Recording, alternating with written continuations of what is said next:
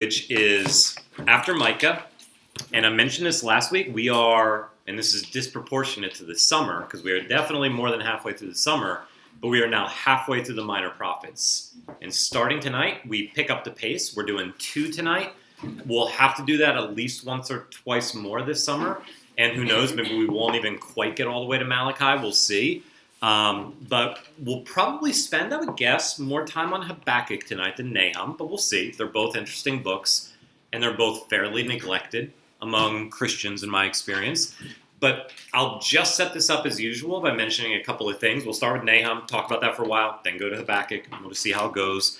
But just to remind you of something we haven't talked about for a while, or if you're just joining us tonight or you missed this before, there are 12 minor prophets, and Christianity, for some reason, calls them minor prophets just based on their length, not their importance. The first person we know of in history who calls these 12 books the minor prophets is Augustine in the 4th century. But in Judaism, they've never been known as the minor prophets. They're known as the singular book of the 12, which is a good reminder that even though these are 12 different books, they are in one sense one book.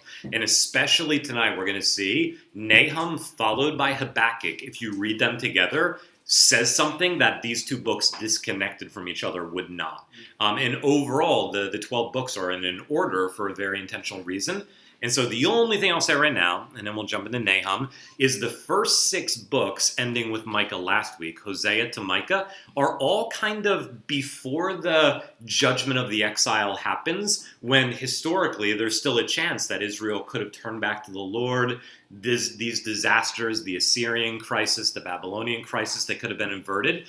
And by the end of Micah, it's clear that Israel has not listened to the prophets that God raised up, which if you ever read Jeremiah especially, but even Isaiah and Ezekiel, you get that point. Certainly the historical books, that God sends prophet after prophet after prophet. And in fact, the next time you're reading the Gospels, I hope this stands out, maybe more than it otherwise would have or it usually does. Jesus tells a parable in the final week of his life in 3 of the 4 Gospels, Matthew, Mark, and Luke, and it's the parable of the vineyard.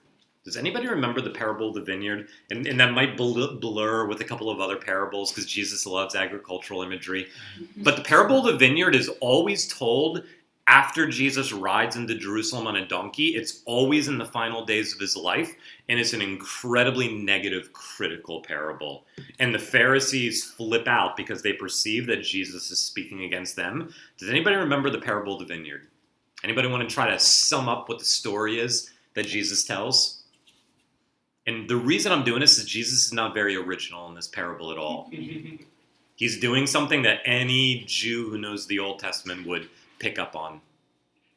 There's an owner or a landowner who owns the vineyard, and what has he done? He's leased it out to tenants. And what does he expect in return from the tenants? Fruitfulness, but he sends a series of messengers, and he learns that not only are they not fruitful, but what do they do to the various messengers along the way? They don't kill them, that happens last, but they beat them, they throw them out of the vineyard. And if you go back to Jeremiah basically tells that parable several times. And so if you know the Old Testament background, who are the messengers? They're these guys, they're the prophets. I sent you prophet after prophet after prophet. You didn't hear? And finally I sent you my son. And you killed him and you threw him out of the vineyard. That Jesus is interpreting what's happening to him in Jerusalem as the culmination of what's been happening in Israel for centuries and millennia. And the prophets are the ones that God has constantly sent. And you could almost just sum it up as, I sent you all these people and you just didn't listen. And so the first 6 books through Micah are God sends all these prophets. Hey, Shade. Basically, there's not a response. Really, the only 2 positive responses to the prophets in the first 6 minor prophets has been what 2 books or what 2 moments. Does anybody remember a moment where someone actually responds to what a prophet says? Jonah, which is so surprising because who finally listens is who? The Assyrians, the bad guys. And so the Gentiles listen, and then there's one other minor moment when it seems like Israel kind of listened. Anybody remember what book that was? That was in Joel 2. where there's a locust plague that's already happened. There's also an army that's about to come, but if we rend our hearts and not just our garments and return to the Lord, and it seems like Israel actually did, but it becomes clear that that was just a momentary lapse or moment, although as we're going to see in Nahum tonight, it seems like Nineveh also didn't last very long in turning away and turning to the Lord. And then basically the next 3 books, which is Nahum, Habakkuk, and then 2 weeks from now when we get back together, Zephaniah, these 3 books are basically in the midst of the exile. The bad stuff has happened, and it's trying to figure out what's God up to when life falls apart. And then the final 3 books, Zechariah, Malachi, and Haggai, are all what's called post-exilic. So the disaster's over, we're coming home from exile, and we're trying to figure out what now? What's God up to? Like, what's the future look like? And we're going to see it begins in these 3 prophets starting tonight.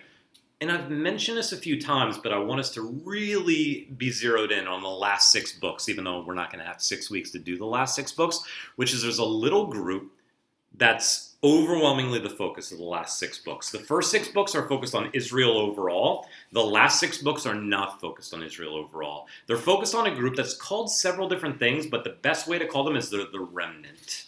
They're the group that survives the exile.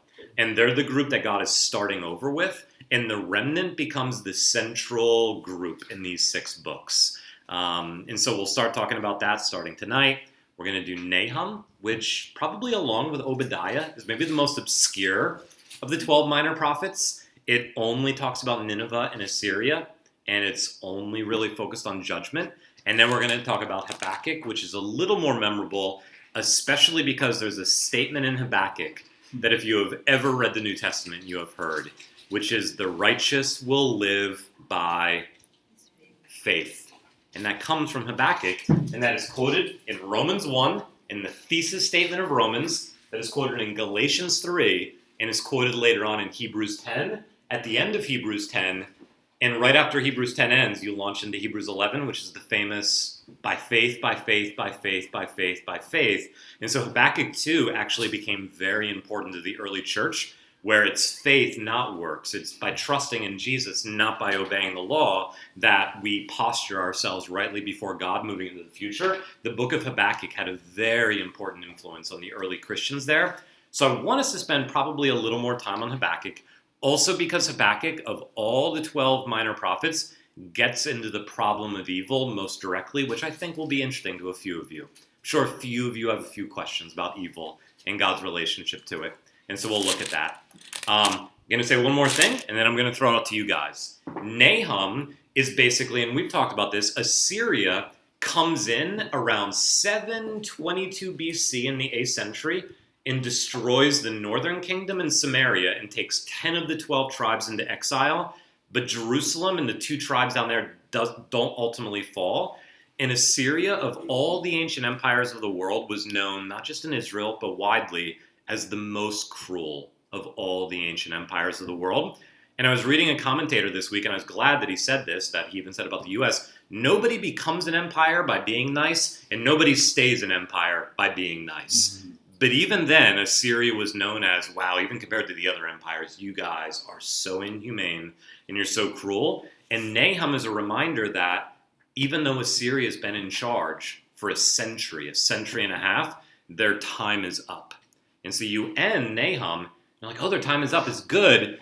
And then you turn to Habakkuk, and Assyria's time is up because Babylon's next. And Habakkuk's like, how is this a solution? How is this a solution? It's basically saying, yes, thank God Donald Trump's no longer president, and the next Hitler's on the scene and is a replacement. It's basically saying, this is your solution to these terrible people who've been ruling over us for a long time. And so Habakkuk struggles with how God can be just, given how God seems to order history. And so Nahum, downfall of Assyria, Habakkuk, but Babylon's next. And what do we do with that?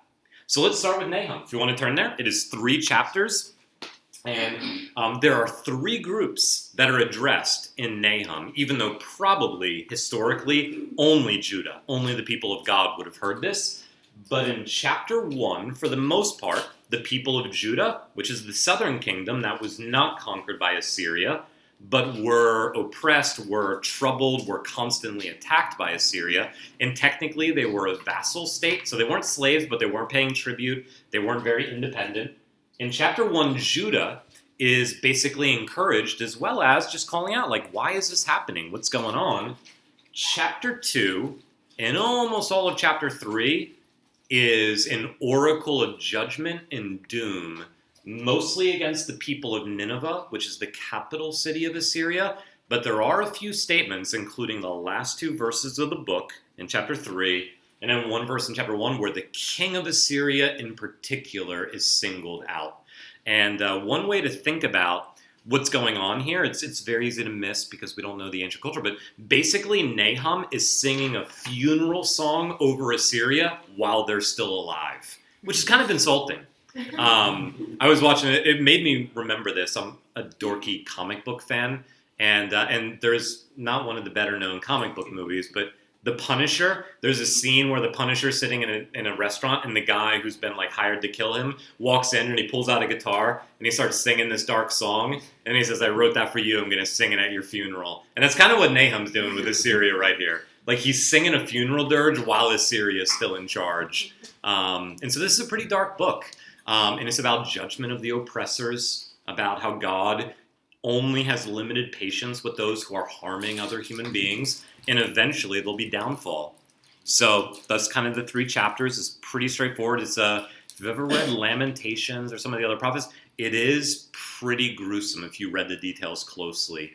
It describes very specifically what the attack, the siege, the downfall, the slaughter, and the plundering of a city looks like in the ancient world, which was not a pretty thing. And so Nahum is just very graphic. And again, this is what happened to Israel earlier. This is what will happen to Babylon later, but is understood as the day of the Lord. This is God's judgment on a people who have been oppressing others for a long time and who have clearly not responded to God's call to be gracious and compassionate to other human beings.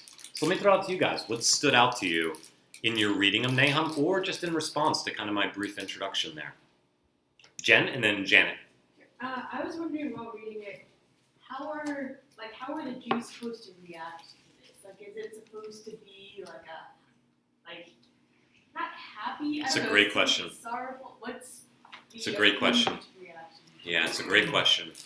And one of the things that, not that everyone in this room has the same experience, and especially for those of us who are white or male, and those of you who are not, there's a profoundly different experience. But just in general, as modern Westerners, we've been able to avoid most of what a lot of human beings throughout history would have experienced.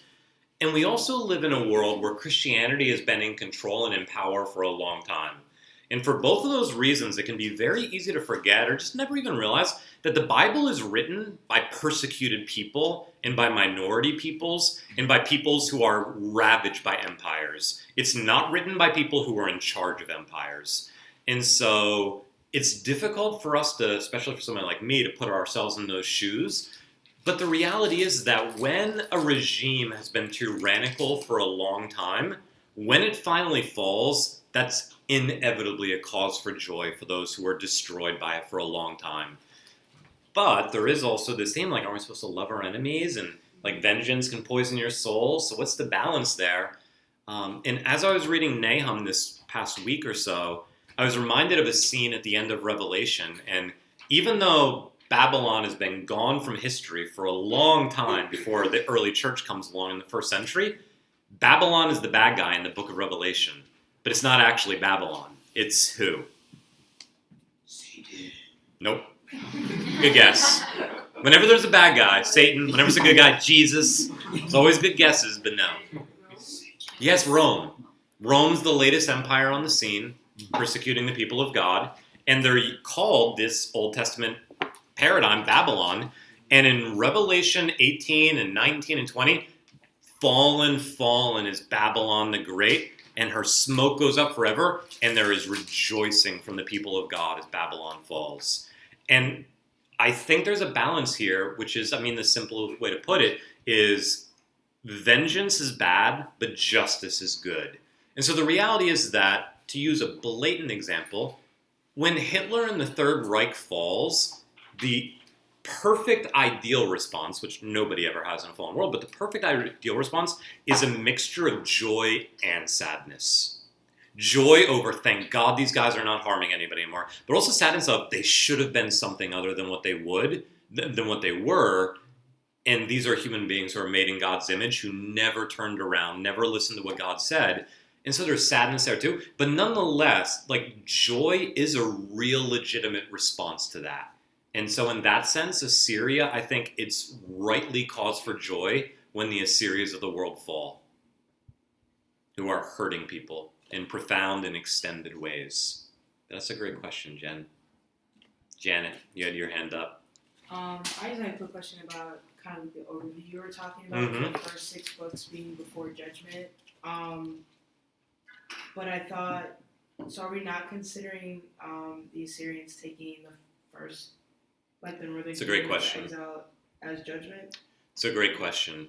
Yeah, there is a sense in which it blurs, but like, for instance, in this book and moving forward, and it's true of the Old Testament overall, the southern kingdom, Judah, is really understood as the locus of the people of God, and the northern kingdom, Samaria, as like a unfaithful, idolatrous people. And so the fall of Jerusalem and Judah is seen as much more of a disaster, finally, by the Old Testament writers than the northern kingdom's fall is. So in that sense, even though in the minor prophets, it's actually one of the few places where you get the opposite sense, but the Babylonian exile is exponentially more central for Israel than the Assyrian exile is in the Old Testament, which is still to come at this point. That's 587 BC, which is about a century and a half after Assyria. And I didn't write up on the board, but we've already talked about it. The Babylonians, who in Habakkuk are called what? They're actually not called the Babylonians there. Anybody pick up what they're called in Habakkuk? The Chaldeans, kind of like their early manifestation as a tribal group, and they destroyed Nineveh in 612 BC. And so Nineveh destroys the northern kingdom in 722 BC. Little over a century later, Babylon destroys their capital city, and then within 50 years, Babylon's knocking on the door, destroying Jerusalem. And Nahum and Habakkuk are like, what the heck is God doing in the midst of all of this? Where is Isaiah following that? It's a great question. Isaiah is the great prophet, both for Jews and Christians, and for a lot of reasons. But the main reason is Isaiah is the only prophet who is pre-exilic, exilic, and post-exilic. And so one of the reasons, not that we're going to get into this tonight, but one of the reasons that of all the Old Testament books, Isaiah's authorship is most disputed and most controversial is that the book takes place over the course of almost 200 years. And nobody thinks Isaiah was 200 years old when he died, which means that either multiple people wrote the book, which I think is the case, although feel free to disagree with me, or Isaiah had incredibly predictive accuracy of things that were going to happen, even to the point of naming who was going to be king a century and a half after him in Persia, because Cyrus gets named twice in the back half of the book. But basically Isaiah 1 through 39 is pre-exilic, 40 through 55 is exilic, and 56 through 66 is them coming home from exile. And so Isaiah covers the most breadth of all the prophetic books in the Old Testament. Every other prophetic book is either just one of those 3 slots or a few of them or 2 of them, but only Isaiah hits all 3 vantage points. Yeah, which is why it's one of the many reasons that it's a great book to study. It's a great book to study. Other questions, other thoughts about Nahum? Yes, Jade. Maybe I misunderstood the Bible project video for this week for Nahum, but it kind of sounded to me like Nahum was referencing parts of Isaiah that were Yes. vague enough that Nahum actually was dated like around the Babylonians. Yes.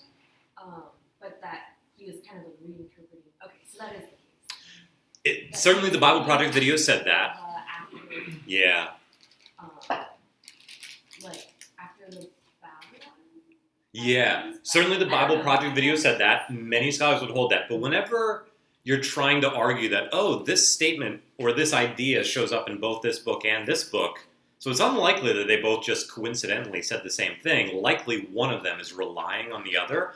The $1 million question there is who's earlier and who's borrowing from the other, and that's always hard to tell. So it's not for sure that Nahum's borrowing from Isaiah, but it is very likely. And of all the prophetic books, Isaiah talks about Assyria the most. And in fact, I want us to turn here. So keep your finger in Nahum and jump back before Ezekiel, before Jeremiah, to Isaiah chapter 10. Assyria is referenced in 4 or 5 different places in Isaiah, but what Nahum is saying in his short book, Isaiah says in lots of different ways in his book. And so probably the most famous part is chapter 10, and this is a great segue not only into Nahum but also into Habakkuk, because this is the issue that raises Habakkuk's questions. And so if you read earlier in Isaiah, God is responding to the sin and the idolatry of his own people by raising up the Assyrians to conquer them. And earlier minor prophets said that even though Assyria is terrible and Assyria is eventually going to be judged, nonetheless, they conquered the northern kingdom not because Yahweh is less powerful than their gods, but because God is actually using them as, chapter 10, verse 5, the rod of his anger and the staff of fury that is in his hands against his own people.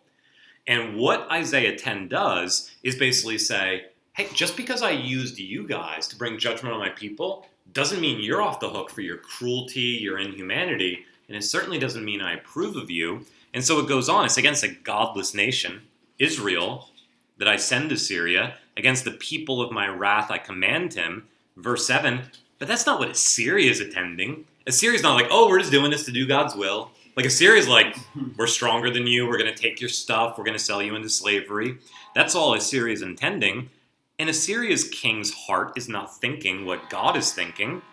It's in his heart to destroy, where it's in God's heart to chasten and to discipline and to bring Israel back to his purposes and to cut off nations, not a few. And then it goes on, and it says, verse 12, when the Lord has finished all his work on Mount Zion and on Jerusalem, he will turn around and punish the speech of the arrogant heart of the king of Assyria and the boastful look in his eyes. And it just goes on and on and on, and basically says that Assyria is, and what's the famous imagery? Verse 15, shall the axe boast over the one who hews with it? Shall the saw magnify itself against him who wields it, as if a rod should wield him who lifts it, or as if a staff should lift him who is not wood? Assyria is just an agent in God's hand being used, but Assyria has this arrogant, violent, self-centered perception of itself, and therefore I'm going to use you to chasten Israel, but Assyria, you're next, and judgment's coming on you. And this is the very logic that Habakkuk's like, what are you doing ruling the world like this, God? Like, you're raising up a Donald Trump and saying that's a problem, but then you're raising up somebody just as bad as him to judge. Like, this is not an efficient way to rule the world, God. Like, what's the logic here? And this is what Habakkuk's complaint against God, which is, God, don't get me wrong, really thankful the Assyrians aren't in charge anymore, but, like, the Babylonians are now, and, like, how is this better? And so, yeah, Isaiah, of all the prophets, emphasizes this dual paradoxical reality about Assyria. And Jade, to go back to your question, many people think that Nahum is influenced by Isaiah's interpretation in his own prophecy. Yeah. Other questions, other thoughts? Josh? So if Nahum is saying this to Assyria while they're sort of like in power, Yeah. Is there any record of Assyria's response? Because I feel like what's missing here is any sort of, as in Jonah, where they have this sort of like drop the mic thing, which is very sparse, and yet sort of inspires this huge response. Is there any record that says like, oh, they didn't repent? It's a great question. Is like, oh, are they repenting and it's just they filled too much past their quota of like evil? And it's a great question. But or do we just not? Certainly, ultimately, we just don't know, so we have to speculate. But I would say that this is a category that's in Scripture overall. In fact, if we had more time, I would love to get into this tonight, maybe in the future. But one of the most famous / infamous / controversial / kind of annoying passages in the New Testament for Christians historically, given the interest and the questions I'm sure we all have about politics. Like next year, who are you guys going to vote for? And what do you think God's up with that? is Romans 13. Romans 13 is like the only thing we're told politically is just submit to whoever in charge. They're like, okay, like that's got all kinds of questions about that. And Romans 13 is actually just this picking up this Old Testament Jewish theme, which is it's not approving of those who are in charge, just saying whoever they are, God's in control. And to put it this way, whatever Nahum is doing, one thing he's not doing is he's not saying, hey, Assyria's day is up. So guys, like, form your private militias, sharpen your swords, let's go, let's attack. Like, Israel is actually not supposed to participate in Assyria's downfall. They're just reminded that God rules the world even though you don't, Israel. And you can trust him. And that's all Romans 13 is saying, really. And so whether Nahum or somebody like Nahum ever went to the king of Assyria, I doubt the Apostle Paul was ever on Caesar's radar. There's just an assumption that those who are in power are accountable to God, whether they acknowledge that, whether they like that, whether they hear that from someone or not, they just are. And so I think that this is just, so I don't know, but I do think Nahum is speaking to the people of God to encourage them, not, if you would have licked a stamp, put it on here and sent, I'm sure the king of Assyria would have ripped it up and not even read it. So I doubt that much happened on that end, but it's a reminder to Israel, even when it feels like the world is spinning out of control, you don't need to look to the future with despair, and which of course is where Habakkuk's going to finally go. Yeah, and I guess from the passage you just shared in Isaiah 10 and 12, you will punish the speech of the arrogant heart of the king of Assyria, and that contrasts pretty starkly with how the heart of the king in Nineveh. Yeah. Way back in Jonah. Yeah, it is. It is a stark contrast between Jonah and Nahum with Nineveh. It really is. Richard? Yeah, I don't know if we wanted to get into this later or now, so you can choose. Sure. I guess, talking about evil empires kind of, raise some uncomfortable questions for us as Americans. Absolutely. That's immediately what Absolutely. I want to. And I guess the question for me is, like, are these judgments against just the leaders of those countries? Is it against everyone who participated in some way? And if that's the case, then are we all kind of implicated in the bad things that Americans over history have done? And the same thing for the Assyrians, the Babylonians. Even if you're not the one in power, like if you participated in some way in such that a good question. does that kind of morally taint you? I love that question. So that was the big kind of... I love that question. Yeah. And in my experience, that question doesn't get asked nearly enough by American Christians. Anybody want to chime in there with some thoughts or a further sharpening of the question? Would love to hear some of you guys' thoughts. I feel like, doesn't that kind of relate to how earlier we've discussed throughout the different prophets, just that there's a greater emphasis placed on like false prophets and people who intentionally lead others astray. Yeah. And I wonder if there's like an analogy there, like leaders are accountable for their flock. They're accountable for... And it's up there. It's chapter 1, verse 14, and the last two verses of chapter 3. But within this book, the king gets singled out, even though Nineveh were wrong historically. And how you interpret and break it down, I'm sure you could go multiple directions. But the reality is that, and I actually just got done preaching a 2-week sermon series on Job. And in the second series, we looked at God's response to Job from the whirlwind. And one of the things we talked about is how part of God's response to Job is militantly, zealously obsessed with justice being done. And not only has that caused him to lose sight of God's goodness, God's patience, God's love, God's desire that all would flourish. In some ways, Job is kind of like Jonah in that sense. But there's also a response from God in which one of the things emphasized is you can't, just as you can't show grace, to put it this way, without there being collateral damage. Because as soon as you respond to somebody who's wicked by giving them more room, being patient with them, you're also giving them an opportunity to continue to be wicked. The reality is that once evil happens, the world is an interconnected place. Even the way you phrase the question, you could be the purest, most wonderful person in the world, none of us are, but if we were, just by living in America, we're tainted by the system, and you can't get outside of that. And so because of the interconnections and the complexities of creation and relation with each other, you can never impose a moment of judgment without other people being affected by that and there being collateral damage. So the reality is that if judgment falls on the king, then it falls on Nineveh. If judgment falls on Nineveh, then it falls on the rest of Assyria. Falls on Assyria, it falls on Assyria's ally. Like there's just this ripple effect, which is partly why God is patient, but partly why I think, yes, the leaders are uniquely responsible, but never in a way where the rest of the people are off the hook. And certainly not where they won't experience consequences when judgment finally falls. And again, I would guess that for many of us, it's almost practically inconceivable to imagine this happening to America, which shows that we are, insofar as we're like that, kind of like Assyria, kind of like Babylon, saying, I am and there is no other, and my throne will last forever. That there is this perception of invincibility, eternality. Almost every empire in the history of the world has had a perception that they will last forever and be eternal.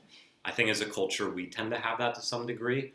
Last thing I'll say, and then I'll throw it to you guys, is on the other hand, here's not necessarily why I'm hopeful or optimistic, but why I don't think it's helpful to go the other direction that American evangelicalism or Christianity tends to go, which is America's so great, America's kind of like the salt of the earth, the light of the world. Like, it's just not. Like, we are an empire, and we've had massive evil impacts on the world, but also not say empire, therefore evil, or empire, therefore evil in a unnuanced way, that Assyria is looked at more negatively than Babylon, and Persia is looked at more positively than either Babylon or Assyria, because Assyria is more cruel than Babylon, but Persia's looked at better than Babylon, because Persia, Cyrus actually, you guys can go home now, you're not slaves anymore.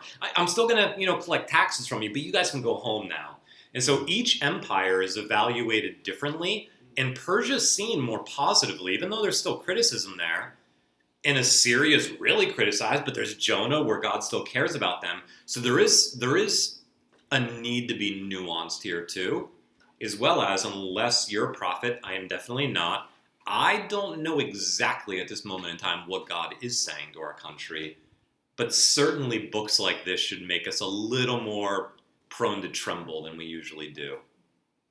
Yeah, other thoughts? Josh, you were going to... I was just wondering how we think about that in light of, one, sort of like our conversation from last week about sort of repentance and sort of the coming of Jesus and the Holy Spirit, and therefore our personal access to sort of like total repentance sort of for our crimes and our complicity in other crimes. And then also this sort of earlier story, which I honestly don't even remember where it is, but of sort of like, I guess, Abraham's advocacy for Sodom and Gomorrah, maybe, and sort of, the righteous, what if there are 500 righteous or whatever. Like, how do we fit all these pieces together? That's a great question.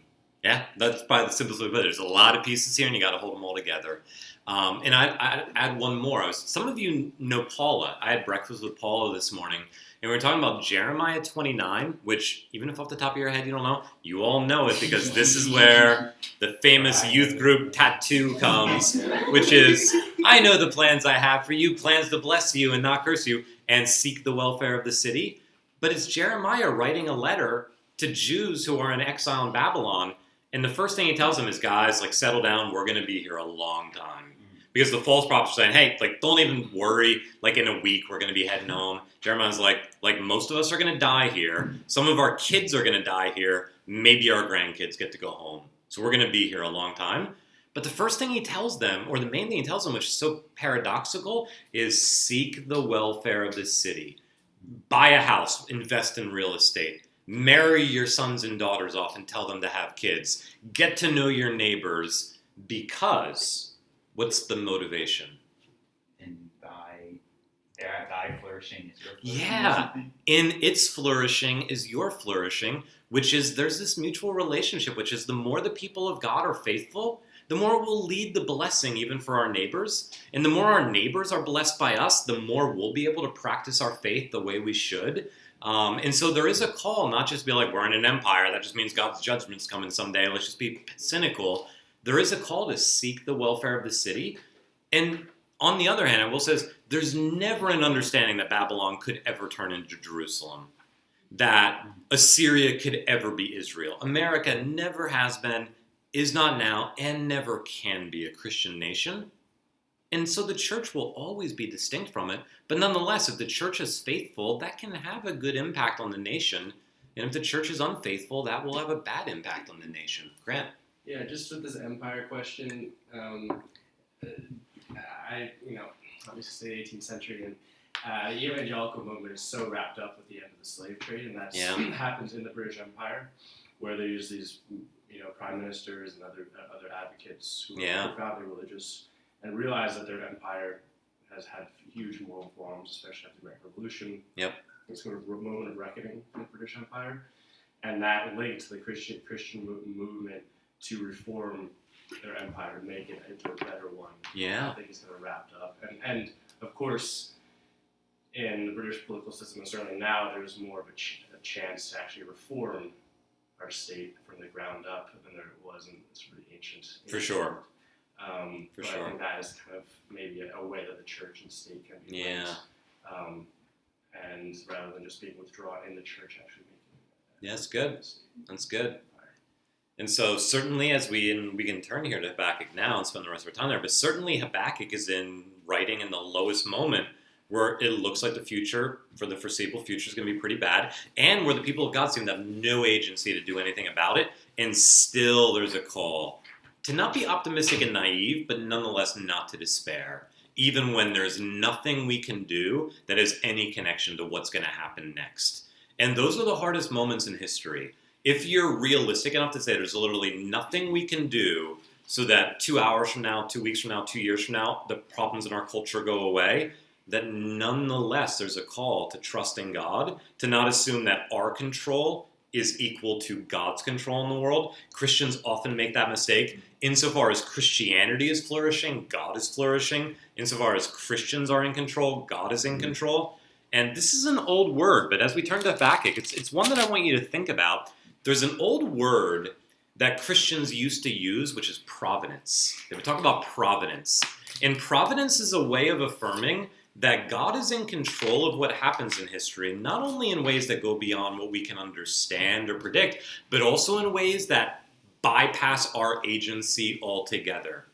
And Jade, if I can embarrass you one more time, as I have hundreds of times over the years, Jade and I were having a conversation recently about, what do you do in a season like this where it's transition, you've graduated, you're not a student anymore, and you're also waiting to figure out, am I going to be in New York City? Am I going to be working this job or that job? And everything in your life feels like it's up for grabs. And one of the things we talked about was these moments are hard, they're jarring, but they're also opportunities to remember that we don't finally or even mainly control through our own actions what the future looks like for us. And that's what providence is about, and that's what Habakkuk gets reminded, which is Habakkuk, there's nothing you can do about Babylon. It's coming, it's going to be there for a long time. Nonetheless, the righteous will live by faith. And that's ultimately about providence, about trusting that God is in control in ways that we can't, that we have no connection to, that we don't understand, that we often dislike really strongly. But nonetheless, with a trust that it's going somewhere we can't see yet or expect, but it's going somewhere that's, to put it this way, worth waiting around for and not giving up on. Yeah. How do you then make sense of not it being a passive waiting, of just being a doormat? Yeah, that's a great question. Just being being the extreme opposite, which is the hands off, sort of escapist mentality. Yep. Of oh well, it'll be better once this is all not a thing. Such a good question. Such a good question. So Jen's question there, if you didn't hear that, was how do you not go to the other extreme? You're like, well, God's in control, so it doesn't matter what we do. Or let's just do whatever, or let's just not be engaged. And we'll talk about that as we go into Habakkuk, because I think waiting on God is really the big theme in Habakkuk. And I'll say two things really quick. One is, let's just be honest, that's probably nobody's main temptation in this room. We all live in a culture where we think we live in democracy, there's all this social media, we can go all this. We're prone to think Like, we get frustrated when we put 2 seconds worth of effort into something and the world doesn't immediately change, which is why we whine so much as a culture. And so all of us lean way too much into, I really think that if I'm just a little pure in heart and a little more clever and a little more intentional, that we really are the generation that's going to change the world. That's our temptation, which is to think we're in control, and either God's not or God's in control insofar as we are.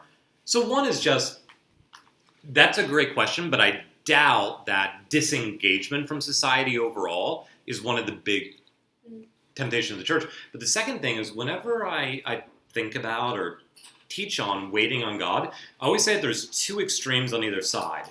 One is presumption, which is thinking that you have more power, more authority, more influence, and to think that you've either already arrived or that if you just do a little more activity, you'll turn right now into heaven and into the kingdom of God. But on the other side is despair. And so waiting is neither presumption nor is it despair.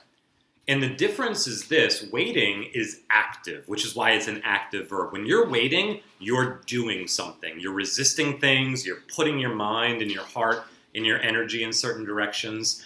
And the way I would put it is what waiting has in what characterizes waiting is it's active, but it refuses to either give up or manipulate the circumstances, which is why, and you've all seen this either directly or heard about it indirectly, when Christians get really power hungry, and when they really think that our main role is to force society in certain directions, and when society begins, or your own church begins pushing back on that, and the change is non-existent or resistant or slow, that you regularly see people like that, increasingly as they get older, cut corners ethically.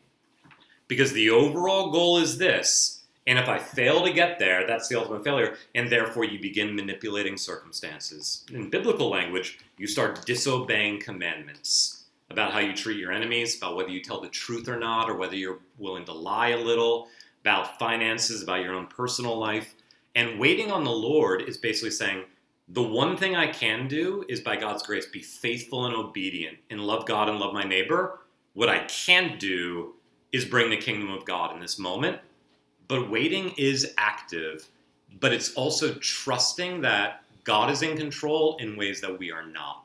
And it's not saying that there's therefore a giving up on, any connection between what we do and the grace that we hope God will bring to others.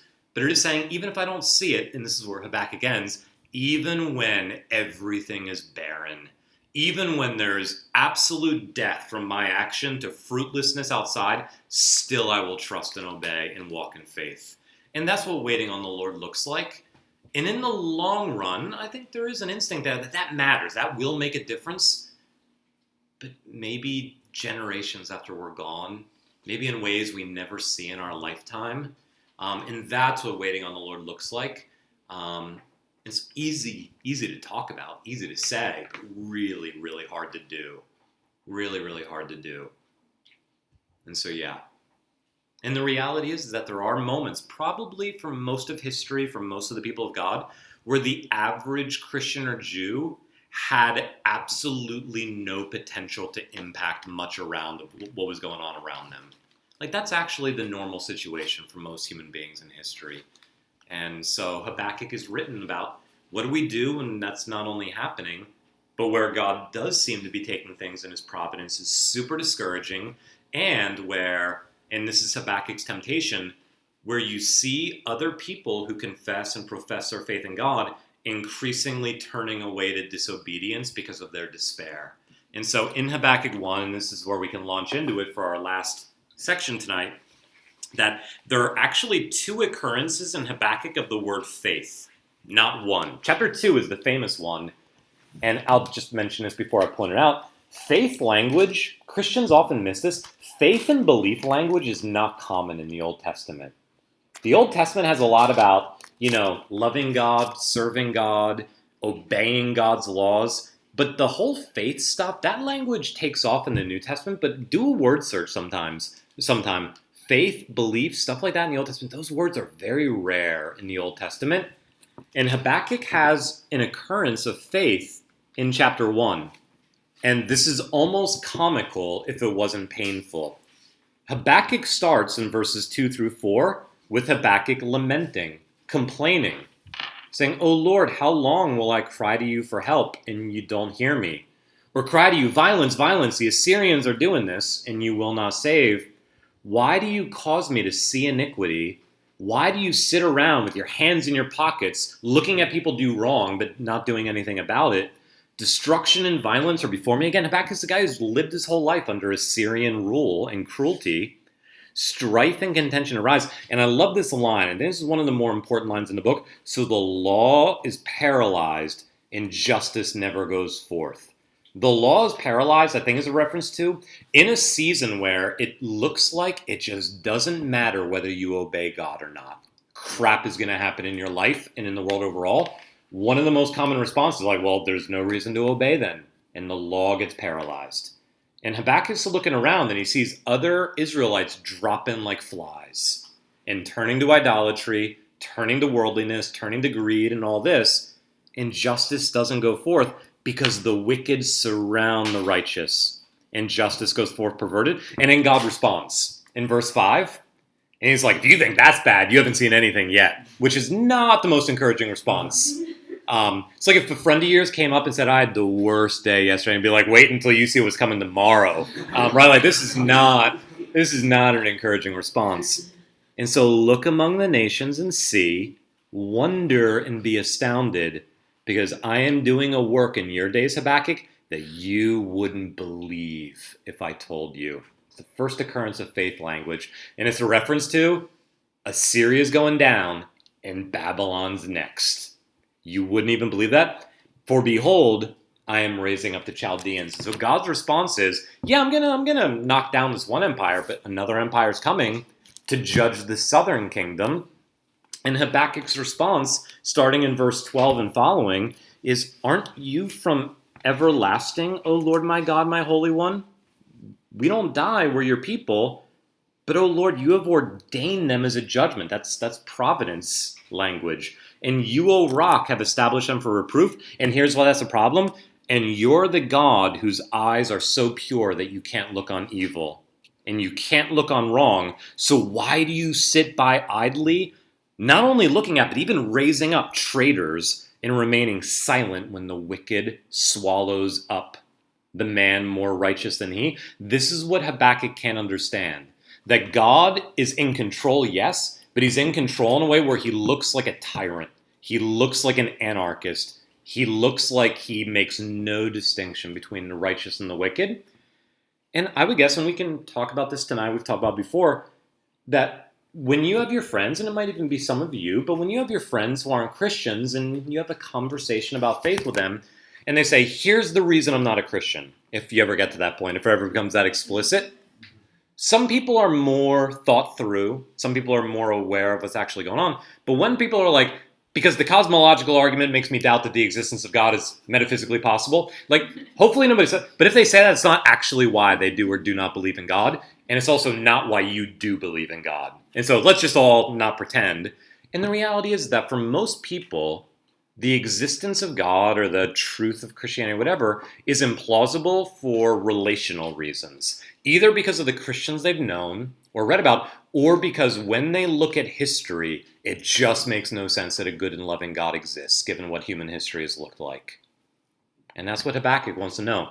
If you're good and you're in control, why does history look the way it does? Why does history look the way it does? And so that's the question. And he goes on, and so chapter 2, what's Habakkuk going to do? Okay, God, I threw the ball into your court again. I will take my stand at my watchpost. I will station myself on the tower. I will look out to see what God will say to me in response and what I will answer concerning my complaint whenever God does speak up. And this is the context for the most famous part of Habakkuk and God's response in verses 2 through 5. And this is, if chapter 1 is mostly a lament and a complaint in dialogue between God and Habakkuk, chapter 2 verses 1 through 5 is technically a vision. God gives Habakkuk a vision in response, and what does he say? What does God show Habakkuk in verses 2 through 5?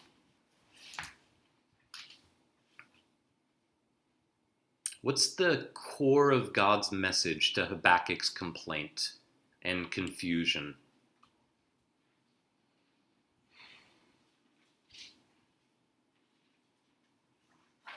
Try to restate it in your own words. Yeah, Josh. Is it that the Babylonian time is coming too? Yeah, that's part of it. Yeah, which is, hey, don't be in too much of a rush, Habakkuk. Something else is coming, the appointed time, and won't delay. All nations will be judged. Yeah, all nations will be judged. One way to put it is, don't jump to conclusions. You see the next chapter as I unfold the book, but there are 17 chapters coming after that, and if you knew the whole story, you wouldn't jump to conclusions based on what the next 3 pages say. Well, like, I would guess a lot of you guys were kids when the Harry Potter stories were being released. And so you guys experienced something I never did, which is you had to wait for the next story to come out. And you guys, I would guess, experienced some crazy emotions towards Snape in your childhood. I never did, because like I read all 7 books in like a month when I was like in my 30s. But right, like a lot of you probably jumped to conclusions on Snape. And by the way, Helen is reading these books right now, so we're not going to say what happens. We're not going to say what happens. But I have told her that Snape's the most interesting character in the whole series. But, right, like you look at this and you're like, Snape did this, jump to conclusions. Or somebody says this, jump to conclusions. No, she knows that like Snape does stuff. But all along the way, and that's basically what God is saying, which is don't run ahead of time. The story's going somewhere. You don't know where it is yet. And so your response to it should be what? What's the word? And we've already talked about it. Wait. Wait for it. Yeah, verse 3. If it seems slow, Habakkuk, wait for it. Book 7's coming out someday. Book 7's coming out someday. Wait for it. And that's what he says. It will surely come. It will not delay, even if it feels really slow to you. And that's the context of verse 4. Behold, the arrogant one, the wicked one, his soul is puffed up. It's not upright within him. She's constantly responding out of her desires, rather just by what they see and experience right now. But the righteous will, future tense, live by his faith. Which means faith here certainly includes being faithful to God, obeying God's commands, but it has to include more than that. Faith has to include more than that. It has to have this future orientation of trusting, which is why, put it this way, in the New Testament, faith is not the opposite of reason, which our culture often is. Faith is the opposite of what in the New Testament? We walk by faith, not sight. Faith is the opposite of the data you have before you right now in your 5 senses. Faith takes into account things you can't see and things that haven't happened yet. That doesn't mean it's irrational. There's a great line that I love by Dostoevsky, who was a Russian Christian novelist, and he wrote Brothers Karamazov, when he says, the reason that it's always a mistake to think that you can draw a definitive verdict on history, on human existence, on your own life right now, is that most of reality has not yet happened. Most of reality has not yet happened. And we tend to think that all of reality is available to us right now. But the reality is the Babylonians were just one short chapter in a much longer story.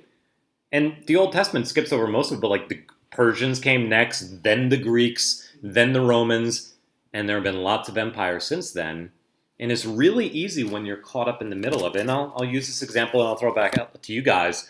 When somebody suffers or experiences suffering in a way that surprises them, they weren't expecting it. Family member dies, relationship falls apart, your physical health falls apart, whatever. And then like they're really jarred in their faith. Very rarely is it because intellectually you didn't know that stuff like this happens to Christians before this moment.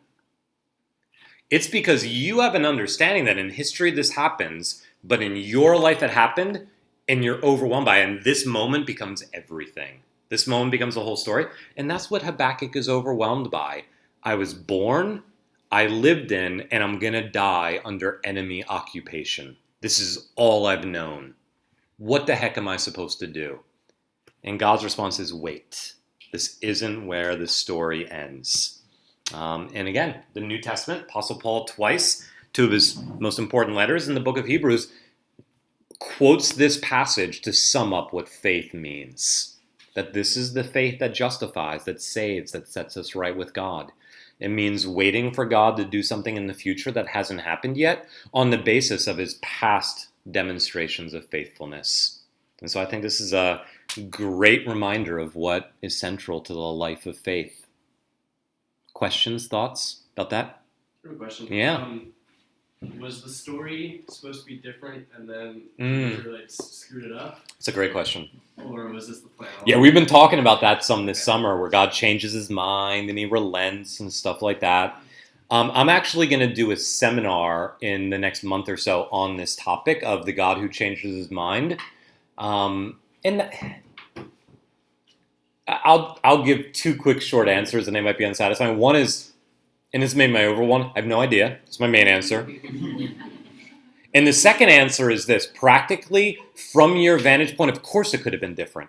Because that's what the prophets are constantly saying. If you would have gone left there instead of going right, you would have experienced something different. When Jesus says to Tyre and Sidon, in these villages who preach the gospel in, if the Ninevites would have seen what you saw, if the queen of Sheba would have heard what you heard, they would have repented, and implied they would have not experienced the judgment you had. So just as a basic proposition, if you do this, then you can expect this to happen. If you do that, you would. But in terms of deep down, how does God's sovereignty relate to all that? And how do the contingencies and accidents of history relate to that? I don't know. But there is a real reminder that Habakkuk, even in this moment, when you literally have no ability to influence what history looks like in your generation, it still matters whether you wait in faith or not. It still matters. It still makes a difference. You might have no idea how. You might have no idea what the counterfactual possibilities were. But it still matters that right here, right now, you wait in faith and confidence upon the Lord. And so Habakkuk, and this is the least well-known part of the book, Habakkuk in the rest of chapter 2 does what? This is Habakkuk speaking now, not God. What's the rest of chapter 2? Verses 6 through 20. It's kind of similar to Nahum. It's like all the bad things that Babylon has done. Yeah, but also not just a list of them, but even beyond that, what's the form that it takes? 5 times he says what? Woe to him, woe to him, woe to him. Again, it's kind of like, not only are they like Assyrian, like Babylon hasn't even quite arrived on the scene yet, and in confidence, Habakkuk is saying, I already know how this story ends. You guys are going down. They haven't even taken power yet, and Habakkuk in confidence says, I know you're going down. I know your power has a limit, and I know your time is up, whether it's in my lifetime or not. And so it's an act of confidence to do this. It's an act of confidence to say, this is not how the story ends. This is not who finally rules the world. This is not finally the experience of God's people in history. And so chapter 2 is a reminder, and I love that final line in verse 20, but the Lord is in his holy temple. Let all the earth keep silence before him. God is still in charge, even if we don't hear him right now. Then chapter 3 is almost, if you read it, it's almost like a psalm from the book of Psalms. And I'll just say this real quick as we're running out of time, although as always, you're welcome to stick around and continue the conversation. One of my favorite lines in the prophets is in verse 2 of chapter 3. And I've prayed this often in my own life, as well as just for Christians, the church, the world, the nations, where Habakkuk's prayer is that God would remember mercy in the midst of wrath. I love that prayer. Even when wrath is exploding all around us, bring mercy out of this. Bring mercy out of this. And the reason he prays that is he knows that's ultimately what God is like. He's the God that even when he chastises and judges, doesn't not as an end in itself, but in order to bring new life out of death. And so I love that even when wrath and anger, which is where Nahum started in chapter 1, jealousy, anger, wrath, all this stuff, that even that is something that finally leads to mercy. And so Habakkuk prays for that.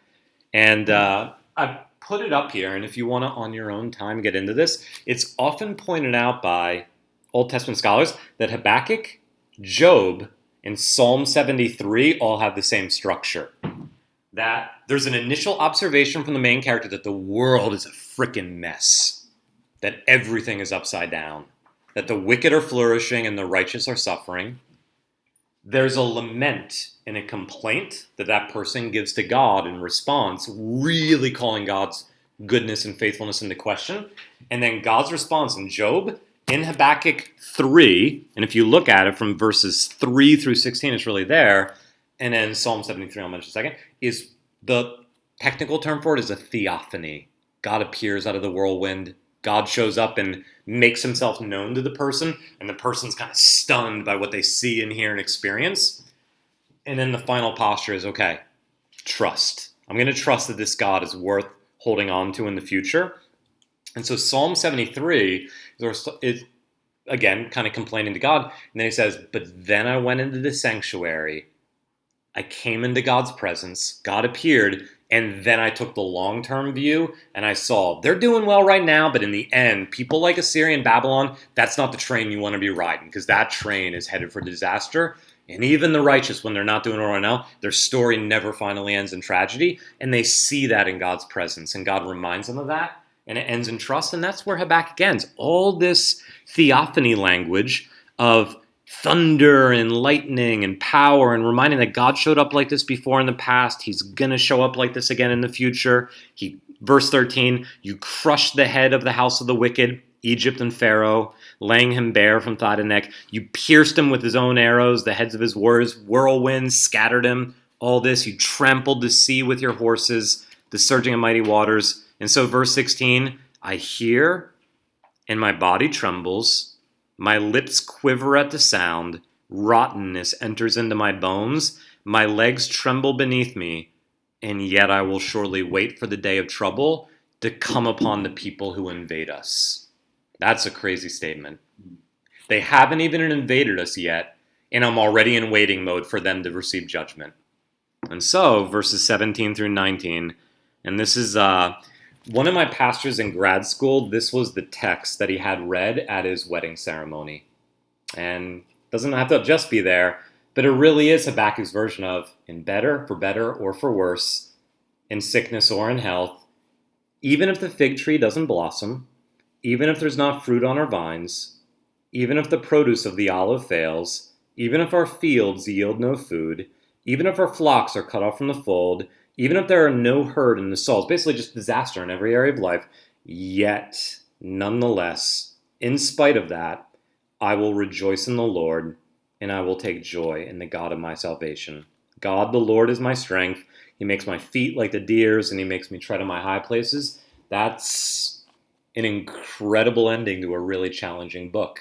And again, Habakkuk has no evidence that anything is going to happen except Babylon be in charge for his entire life and continue to make the life of the people of God miserable. And so I would love to be able to tell you guys that like America's next 10 years is going to be way better than the last 2 or 3 years, but I have no idea. And obviously it's nowhere near as bad for us as it's been for other people's. But that doesn't mean that we change our posture. It doesn't mean that we give in to despair or begin manipulating situations to try to produce a result that we don't trust God to produce. And Habakkuk is a good reminder of waiting on the Lord. It's language that we don't use very much, I think, in the church today, waiting on the Lord, but it's all over Scripture. Questions, thoughts about Habakkuk?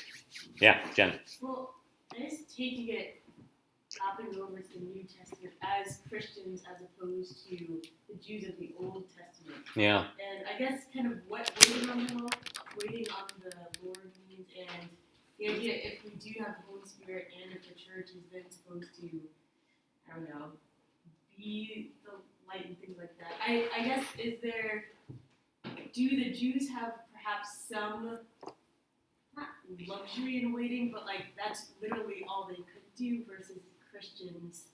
It's a great question. Is there now some other step aside from? Great question. Does waiting look differently? It's a great question. Anybody want to take a stab at that? That's a very nuanced question. Yeah. Probably. We have the Holy Spirit, so. Okay. And how would that make a difference? Don't that make it easier? Okay. What else? Jade? I mean, it kind of feels like, in one sense, it's not complete. Like, we're kind of in the middle right now. Yeah. So there is something we're waiting for. Like, this idea of, like, yearning to be set right because they're not set right yet. Yeah. So in that sense, we might be waiting, but in another sense, maybe we're more empowered Okay. to, I don't know, be. Yeah. less, I think that's a legitimate observation, that you just get a different feel in the Gospels where Jesus is like, go, proclaim the kingdom of God, heal the sick, proclaim the good news to the poor, the day of liberation has come, that what Israel was waiting for has arrived. Yeah, I Shane. just kind of wanted to add to that, like, we kind of know what we're waiting for even more Good. so now.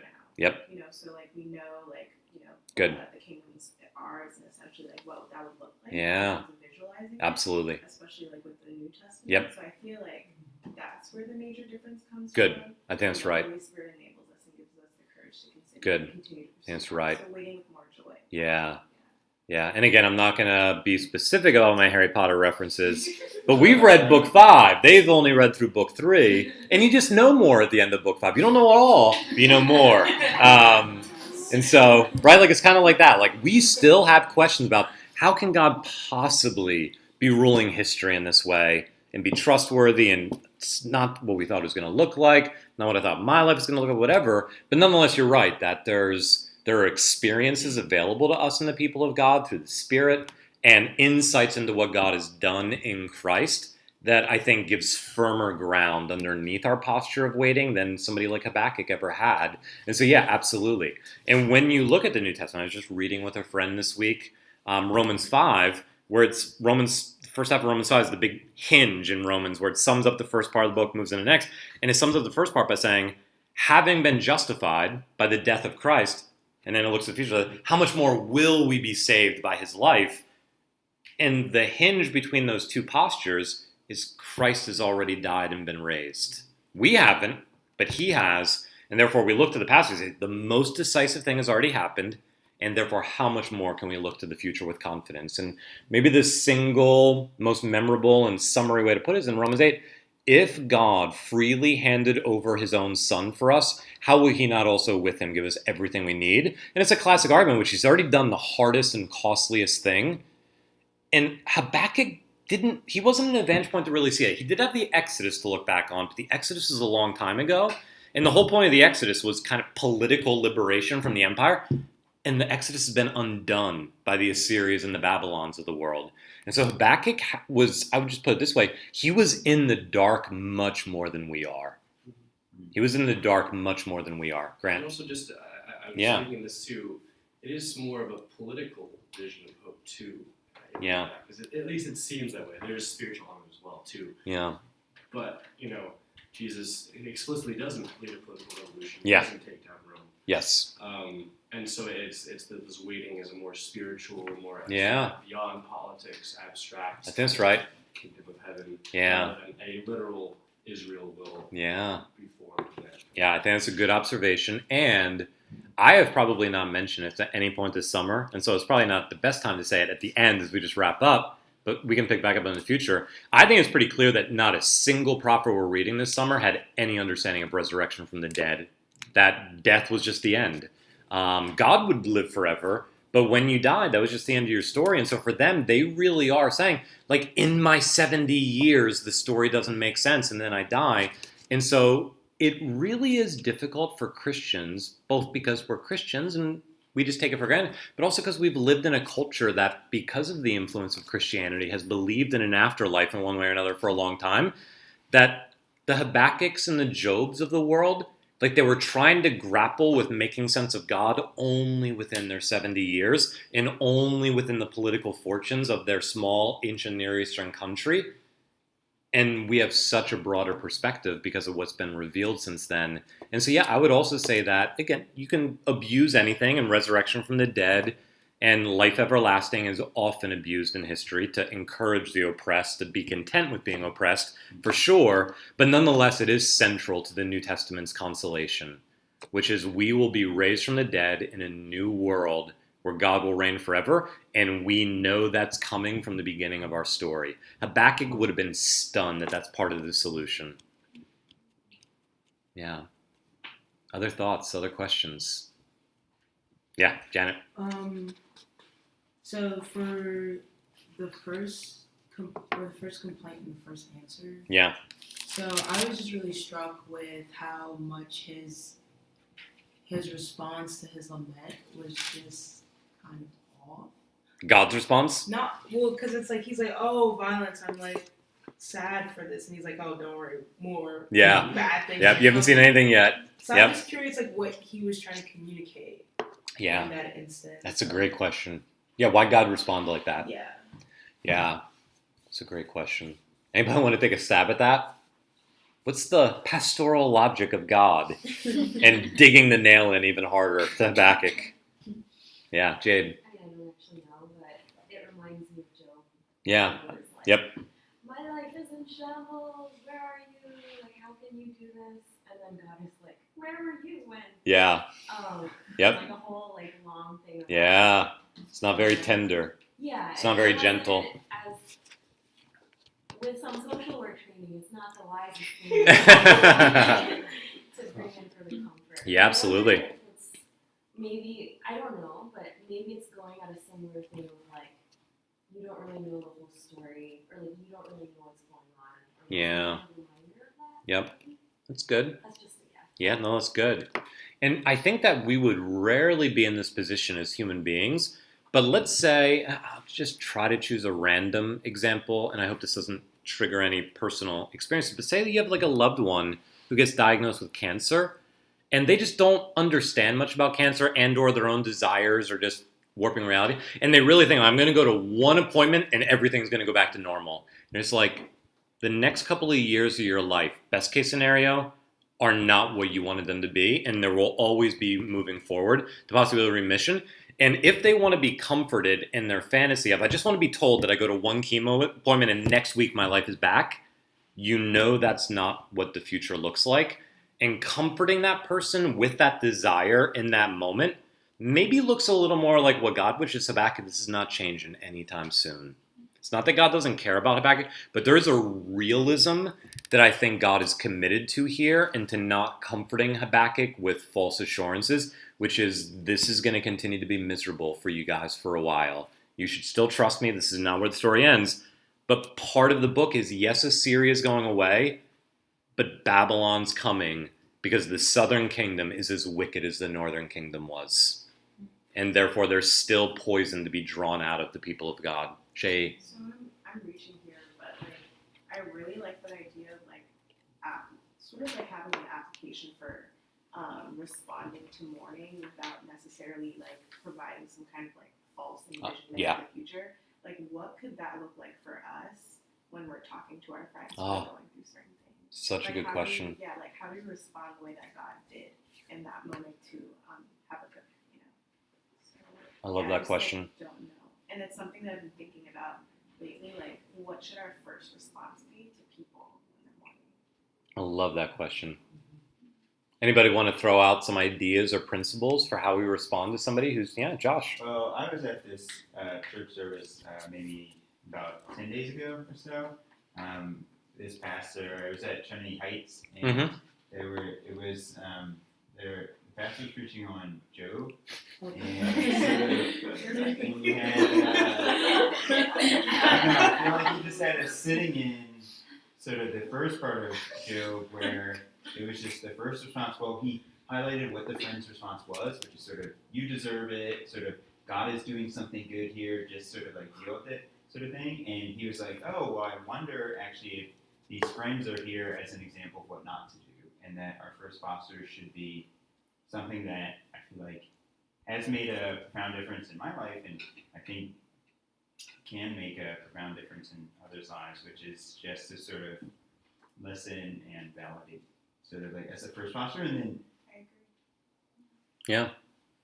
And that is where, in spite of however you're going to wrestle with God's response here, we are not God. You don't get to respond to people the way God did here because you don't know the future and you're not the one driving what happens in the future.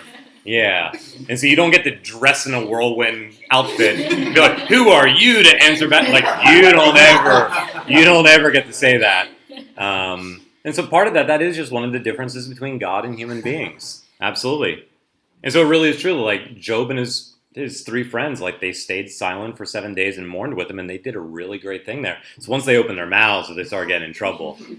So again, there's the, be quick to listen, slow to speak, and slow to anger. This in abstract land, like right now, it's obvious, but if you ever find yourself getting frustrated with somebody who's suffering because they're saying the wrong things or believing the wrong things, that is a warning sign to you. You don't get angry or frustrated with people who are suffering. And Job's 3 friends constantly get angry and frustrated with them, that's not an appropriate response to somebody who's suffering, especially in their initial reaction to it. Yeah. I do think that, going back to what Shay said, I do think, and again, always requires wisdom and discernment when you do it, I do think at some point that if they are looking for the unrealistic assurance that the Hollywood ending is still coming for sure, we know for sure you just have faith in God, 2 minutes is things getting back on track, just reminding each other along the way that our faith is not a guarantee that history or our own lives get shaped in a certain way. That's hard medicine, but that's important medicine to hear. One of the most difficult things when you're suffering and grasping for elusive solutions is just getting to the point where you are willing to give up those fantasies. That's actually one of the best things that can happen to someone who's suffering. That your girlfriend who broke up with you is not coming back. Like, it's been a year. She's not coming back.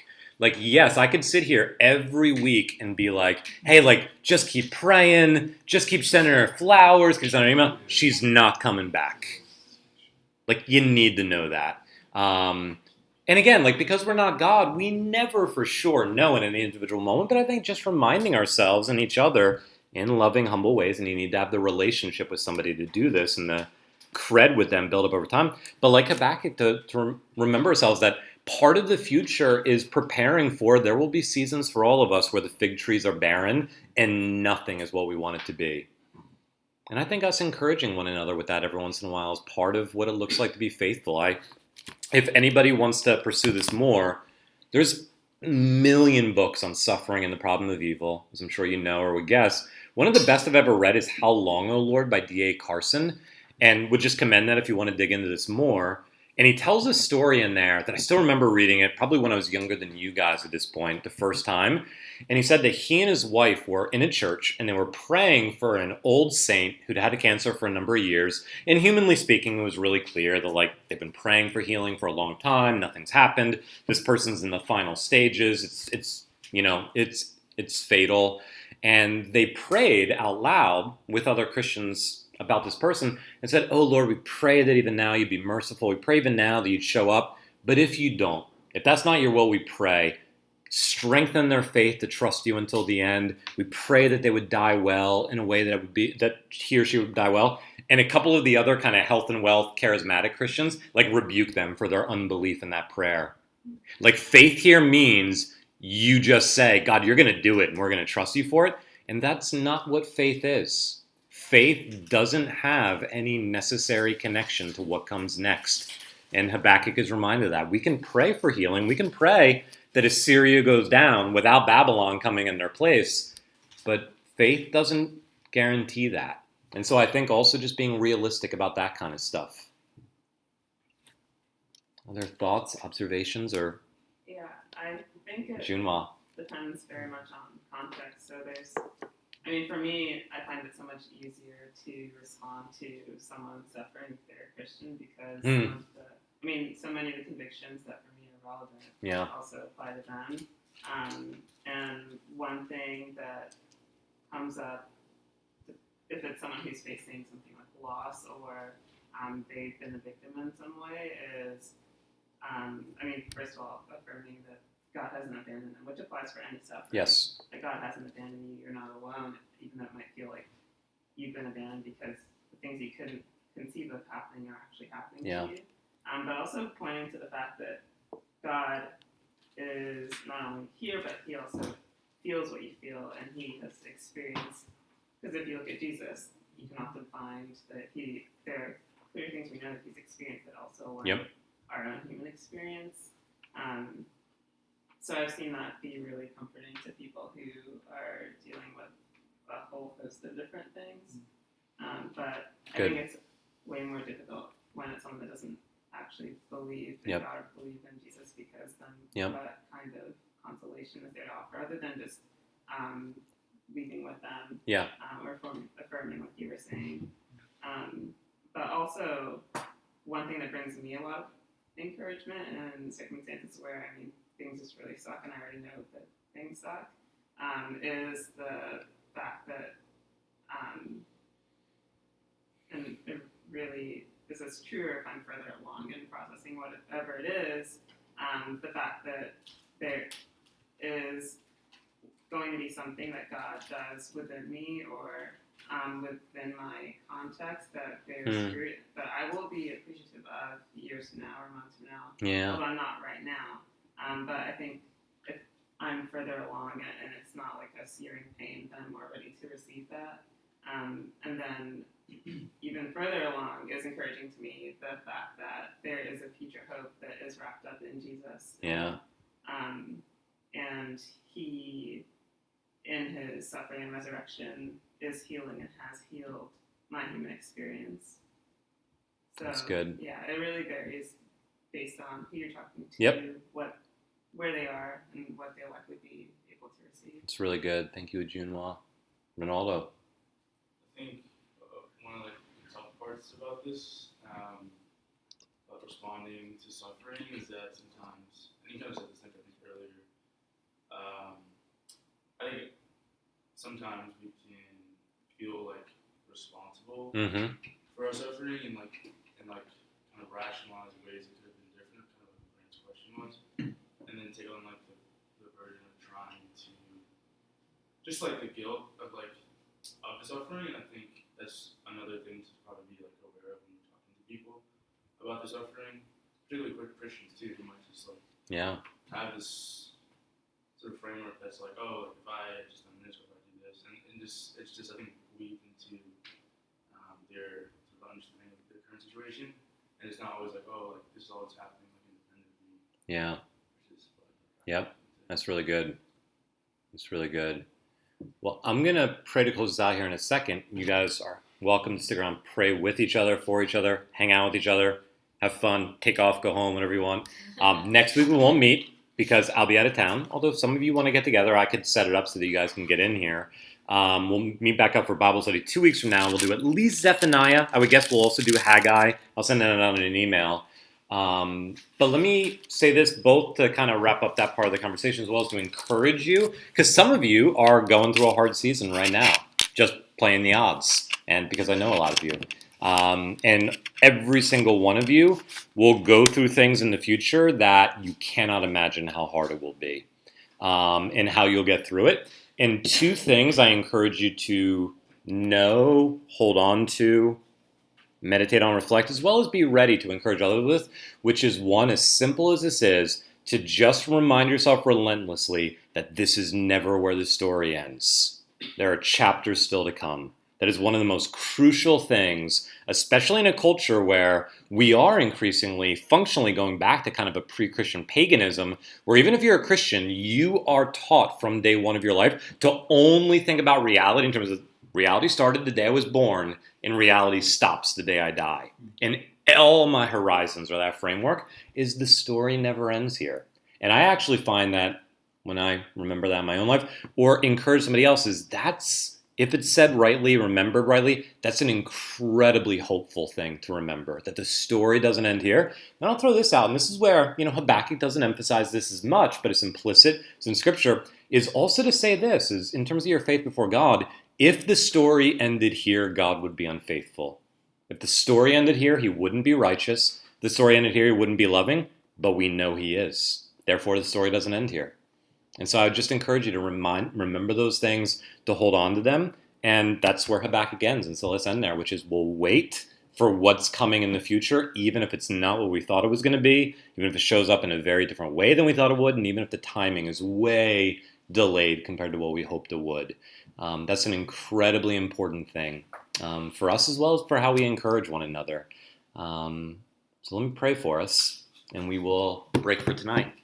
Father, thank you for these dear friends. Thank you for 2 hard, in many ways, some of the darker books in the Old Testament, Nahum and Habakkuk, for the reminder that no matter how much those who are in power and who use it to oppress, to harm, to be cruel, to destroy, to dehumanize, to make miserable, or even end the lives and the existence of others, that you are not finally a God of silence and passivity, but you are a God of justice and who rises up on behalf of the afflicted and the poor and the oppressed, and that the cry of the afflicted will not finally go unanswered. And we thank you for that you are a God of justice. We also thank you that you're not just that, but not even mainly that, but primarily a God of mercy, who in wrath remembers mercy, who longs for all, your enemies and your people, to come to know you and to flourish. And we pray that you would help us to, even when we have almost no idea what your reasons are, to trust that your reasons are good as we wait for what seems to be so hopelessly and frustratingly delayed. And so help us to trust you in the vicissitudes and the ambiguities of history, and in the vicissitudes and ambiguities of our own stories and lives.